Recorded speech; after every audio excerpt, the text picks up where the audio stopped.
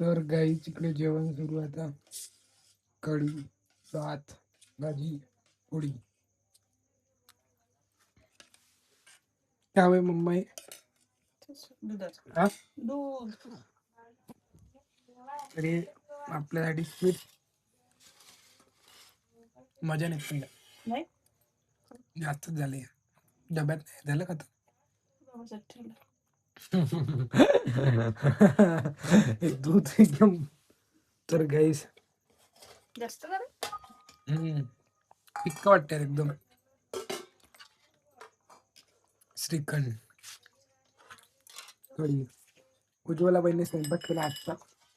सोबत भजी पण आहे आणि आता जेवण करणं सुरू आहे. तर या मित्रा तुम्ही पण जेवण करा है ना.